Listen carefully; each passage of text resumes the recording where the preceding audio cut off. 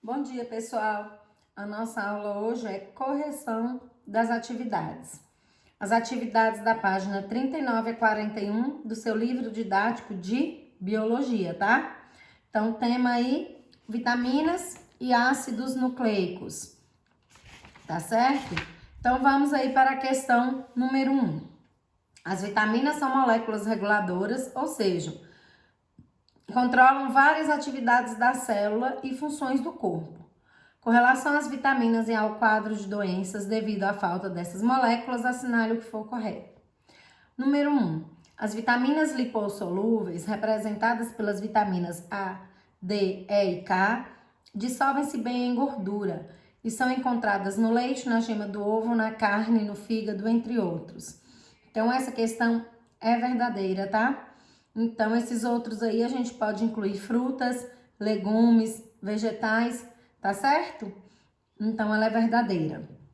A questão 2 fala assim: as células nervosas necessitam da vitamina B1.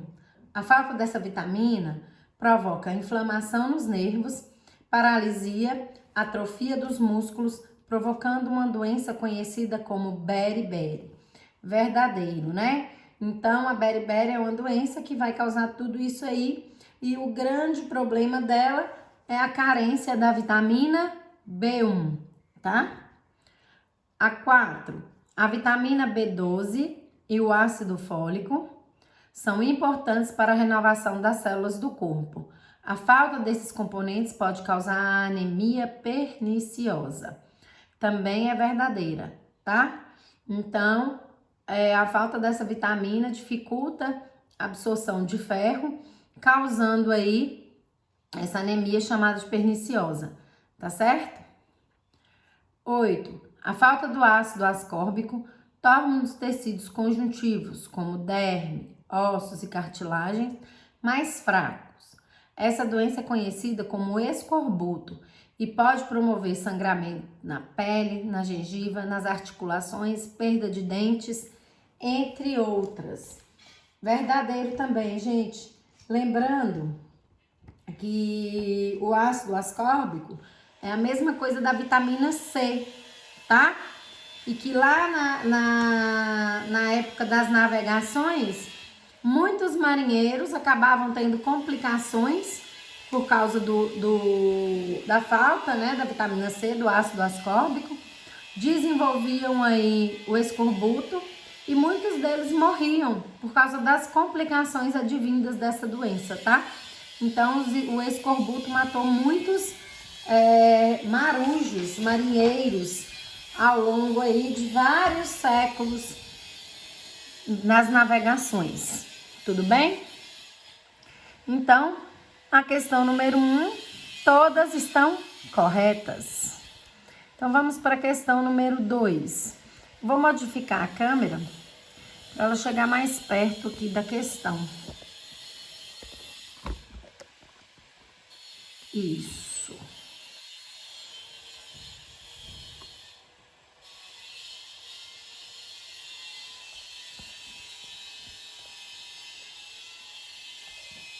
Melhorou.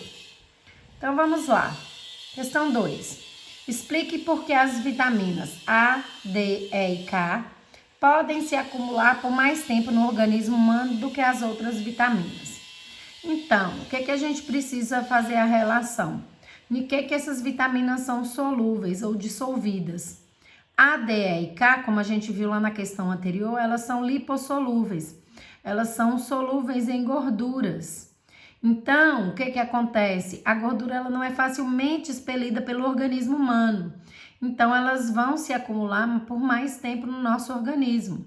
As outras vitaminas, como a do complexo B e a C, elas são hidrossolúveis.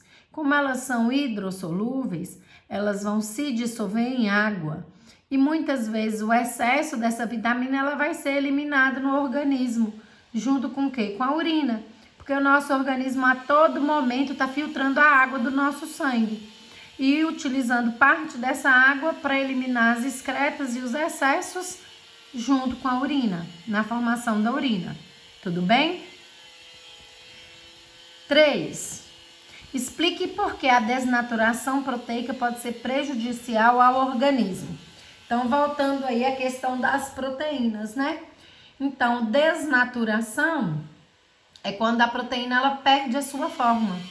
Se ela perde a sua forma por algum motivo, geralmente os motivos estão relacionados com temperatura e pH, né? Ela perde a sua forma. Se ela perde a sua forma, ela vai perder, né, a sua capacidade de funcionamento. Se ela deixa de funcionar, o organismo pode ficar bem prejudicado por causa disso, certo? Então, dependendo do tipo de proteína, principalmente se a gente vai falando das enzimas, muitas doenças são causadas por causa dessa desnaturação, essa perda de funcionalidade dessas proteínas enzimáticas, certo? Questão 4. Os organismos são caracterizados por diversas reações químicas que acontecem em suas células. Muitas reações ocorrem rapidamente em virtude da ação das enzimas, que por sua vez atuam melhor em determinadas condições. Observe os gráficos que representam a variação da atividade enzimática de acordo com a temperatura no gráfico 1 e do pH no gráfico 2. Então, aqui eu tenho o gráfico 1 mostrando, deixa eu ver se eu consigo fazer aqui. Aqui, ó, mostrando velocidade da reação e a temperatura que essa reação acontece. Aqui em 35 eu tenho o ponto A da minha reação, o ápice aqui da minha reação, e na letra C eu tenho o declínio, a baixa dessa reação, tá? Gráfico 1, lembrando que ele é um gráfico de temperatura. Gráfico 2, eu tenho a mesma coisa, né? Na lateral aqui, a velocidade da reação, aqui o pH da minha reação, no 7 aqui eu tenho o ápice, né, da minha velocidade de reação representada pela letra B e a letra D aqui representando a queda da minha reação. Então, letra A pede assim: explique o que representam os pontos A e B dos dois gráficos. Então, eu já falei, né? O ponto A, ele vai representar o ápice da minha ação enzimática. Então, o ponto ótimo, onde ela vai ter a maior velocidade. Então, é a 35 graus Celsius de temperatura. Então, essa é quando essa enzima ela funciona no seu melhor momento, tá certo? E o ponto B, a mesma coisa. O ponto ótimo desse funcionamento dessa enzima, só que relacionado ao pH. pH aí é 7, é um pH neutro, né? Então, é na neutralidade que essa enzima vai ter o seu melhor funcionamento no ambiente de pH neutro, tá certo? Vou deixar aqui a sugestão de resposta, tá? E aí, nós vamos passar para a letra B dessa questão. Então, vamos lá? Vou subir aqui. Vou enquadrar novamente a câmera.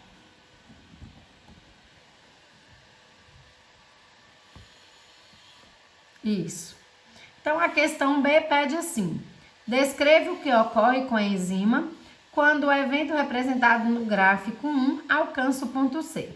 Então, o ponto C é quando essa enzima deixa de ter qualquer tipo de reação. Então, nós vamos falar que essa enzima, ela se desnaturou, né?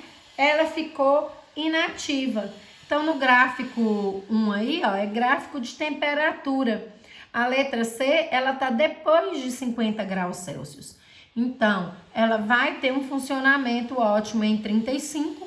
E quando essa temperatura aumenta demais, passando dos 50 graus Celsius, essa proteína, ela perde sua funcionalidade, ela não tem mais função, porque ocorre a desnaturação dela, tá?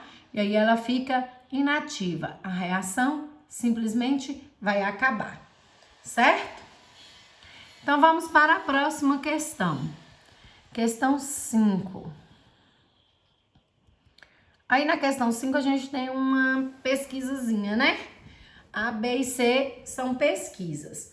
Então, aí, eu vou, no final não, eu vou falar para vocês agora o resultado e depois eu vou colocar a sugestão escrita para vocês numa forma de documento aí, tá bom? Então, vamos lá. Questão 5. As fibras são polissacarídeos que o organismo humano não consegue digerir, por isso não podem ser consideradas nutrientes. Mesmo assim, são extremamente necessárias em todas as dietas, tá certo? Letra A. Pesquise os benefícios de uma dieta rica em fibras. Então,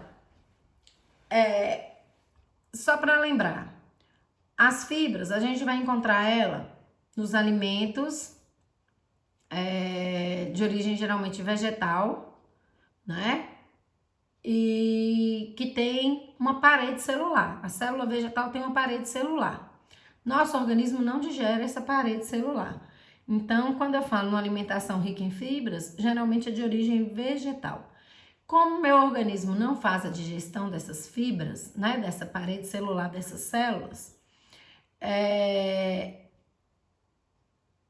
o trânsito intestinal, digamos assim, ele vai acontecer de forma mais rápida. Lembrando que essa dieta rica em fibra, ela tem que ser acompanhada de muita água, senão pode acontecer o contrário, tá? Mas a intenção dessa dieta rica em fibras é melhorar esse trânsito intestinal. Quando eu melhoro o meu trânsito intestinal,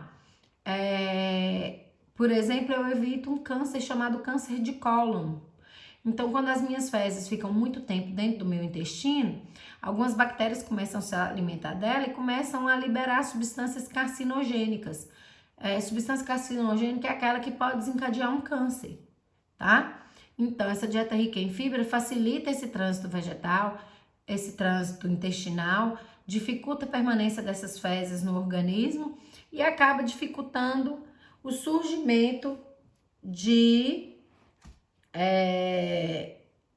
esse tipo de câncer aí, tá certo?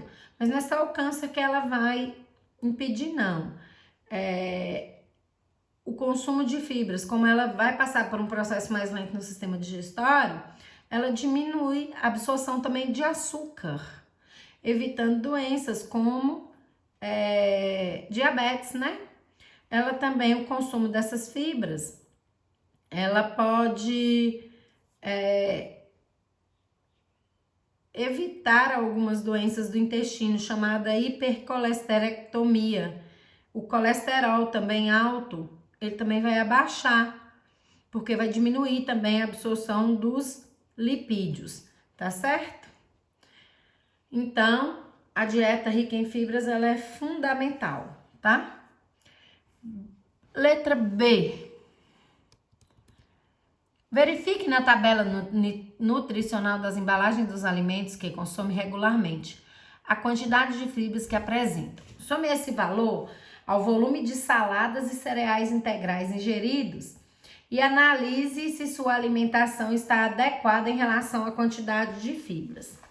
Bom, então, a quantidade de fibras que a gente precisa, de que um adulto, né, vocês podem ser considerados adultos já, é cerca de 30 gramas de fibras por dia, tá?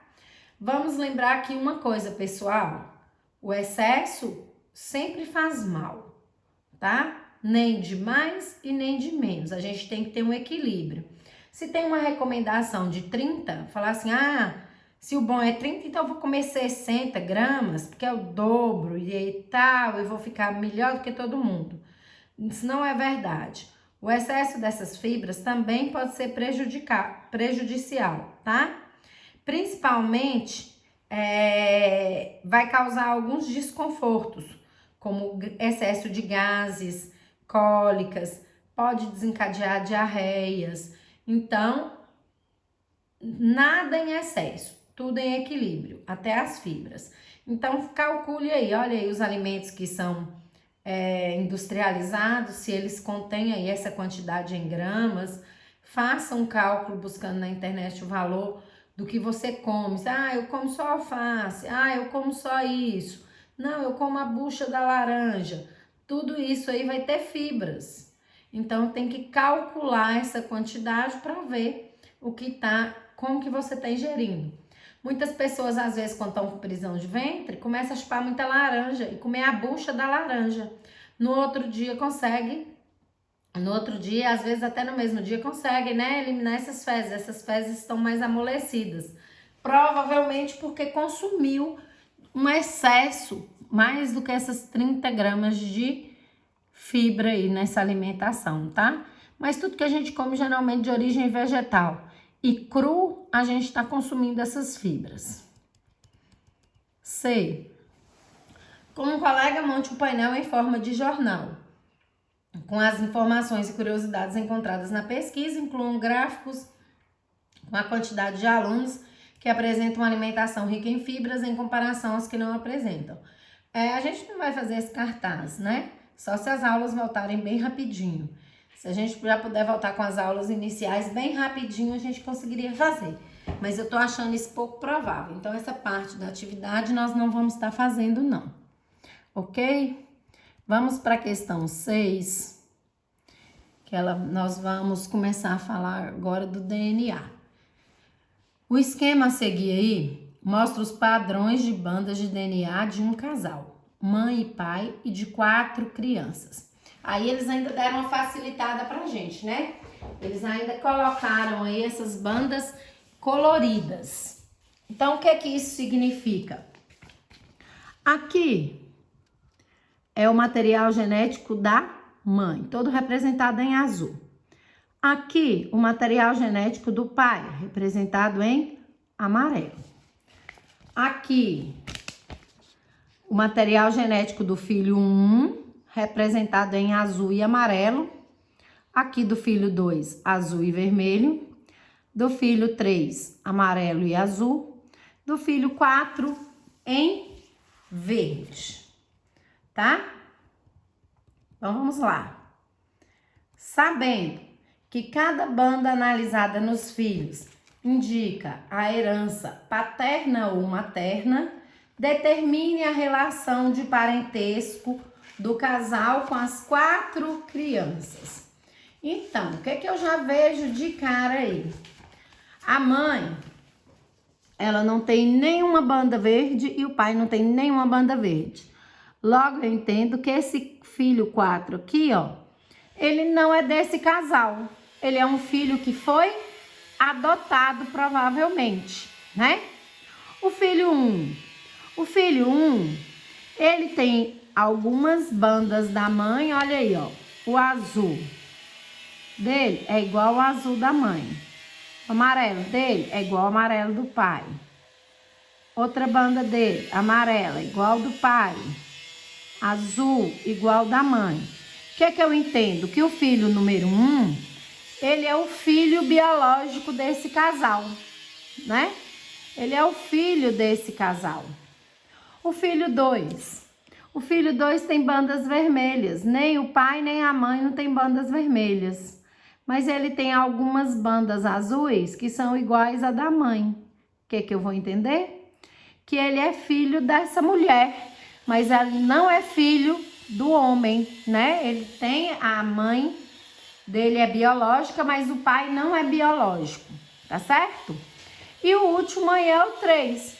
O 3 vai ser filho do casal também, ó, porque em amarelo as características do pai, em azul a da mãe, e as bandas vão se igualando, ó, até com o irmão aqui, eles vão dividir essa característica aqui, ó. Tá vendo? Com a mãe, os 2 irmãos os 3 irmãos vão dividir essa característica, tá? Então, 3 aí também é filho biológico do casal, tá certo? Então, toda vez que você for fazer uma análise dessa, você usa uma reguinha, ó, um papelzinho, eu usei aqui um papel, e a gente vai vendo aí quais são as características, quais são as bandas que são compartilhadas, Tá vendo? Tudo bem? Então, vamos para a próxima questão. Na próxima questão, vou diminuir o zoom aqui só um pouquinho para a gente enquadrar novamente. Então, a próxima questão fala assim: complete o quadro com as principais características das moléculas de DNA e RNA. Então, as principais diferenças que vão ter entre o DNA e o RNA começa lá no tipo de ácido que os compõe. O DNA é o ácido desoxirribonucleico e o RNA é o ácido ribonucleico, tá? Então, isso significa que a pentose, ou seja, o açúcar lá dessa minha, que vai ser presente no DNA, vai ser a desoxirribose. E a minha pentose, o açúcar que vai ser presente no meu RNA, vai ser a ribose, tá certo? Outra diferença, as bases nitrogenadas. Vão ter diferença nas bases nitrogenadas? Vão. As bases nitrogenadas que vão pertencer ao DNA é adenina, guanina, citosina e timina. A timina é exclusiva do DNA. A adenina sempre se liga a timina, ó as letras retas aí, A e T. A adenina sempre se liga a timina e guanina sempre vai se ligar a citosina, através das pontes de hidrogênio, tá? Ou das ligações de hidrogênio. As bases nitrogenadas do RNA vai ter adenina também, vai ter guanina também, vai ter citosina também. Só não tem a timina, porque ela vai ter uracila. E a uracila, ela também é exclusiva do RNA, tá? A uracila vai se ligar com a adenina e a guanina vai se ligar com a citosina, tá certo? A outra diferença entre o DNA e o RNA, a cadeia de nucleotídeos, né? Então, o DNA, ela tem duas fitas ou duas cadeias de nucleotídeos, enquanto o RNA tem somente uma cadeia de nucleotídeos ou uma fita de nucleotídeos, tá certo? Nessa página ainda eu tenho Biologia em Foco. Biologia em Foco está falando da pasteurização. Nós falamos da pasteurização lá no início da unidade, né? Lá no início dos nossos estudos. Então, lembrando o que é a pasteurização. É um método que foi desenvolvido pelo cientista Louis Pasteur, né? E há alguns séculos atrás, e com a finalidade de destruição de micro-organismos. Esse método ele é utilizado até hoje, claro que ele já foi melhorado, principalmente através da tecnologia que a gente tem hoje, né? Mas basicamente é um tratamento aonde um alimento ele vai passar por uma elevação brusca de temperatura, né? E em seguida ele também vai passar por um resfriamento brusco de temperatura também. E esse resfriamento, essa elevação de temperatura, não pode ser uma temperatura alta, não. É em torno de 70 graus Celsius, tá? Então, ele vai ser aquecido em torno de 70 graus e vai ser bruscamente resfriado. Isso faz com que esses micro-organismos, bactérias, fungos, qualquer coisa que seja presente no alimento, eles morram. Qualquer micro-organismo, qualquer ser vivo morra. E aí, eles vão ser embalados a vácuo. O que isso significa? Sem a presença de ar.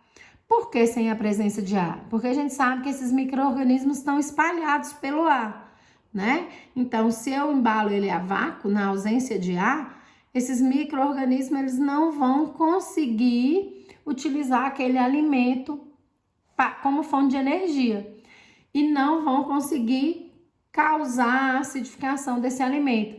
Porque os micro-organismos, quando se alimentam, eles liberam substâncias ácidas que causam a mudança, né, no alimento, que a gente fala que azedou, que perdeu, que não está próprio mais para a alimentação, tá? O leite, por exemplo, é um exemplo desse.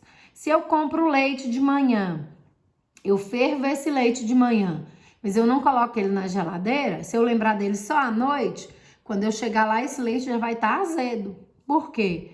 Ele resfriou, os micro-organismos que estavam ali na atmosfera, eles vão chegar até aquele leite e eles vão começar a se alimentar do leite e se reproduzir no leite. E aí eles vão liberando substâncias ácidas e fazendo com que o leite fique azedo, né? Com que o leite fique perdido.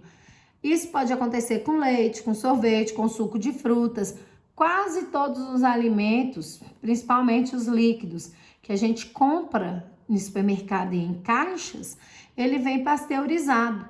E aí, qual a recomendação quando você abre? Consumir no máximo em 2 dias. Por quê? É o tempo que vai levar para ele se perder, para ele azedar. Tá certo? Então, a pasteurização visa a destruição dos micro-organismos patogênicos sem afetar a funcionalidade das proteínas. Porque, como eu falei, elas são elevadas a uma temperatura que muitas vezes não faz a desnaturação delas. Então, essas proteínas vão ainda ter funcionalidade quando a gente se alimentar, né, daquele leite, daquele suco, daquele sorvete, tá certo? Mas ela evita as infecções por bactérias que causam problemas intestinais, por exemplo, como a Escherichia coli, a salmonela, tá certo? Então, a nossa aula por hoje acabou, pessoal. Sigam as instruções que estão no portal ON para fazer as próximas atividades. Bons estudos! Qualquer dúvida, manda mensagem no WhatsApp.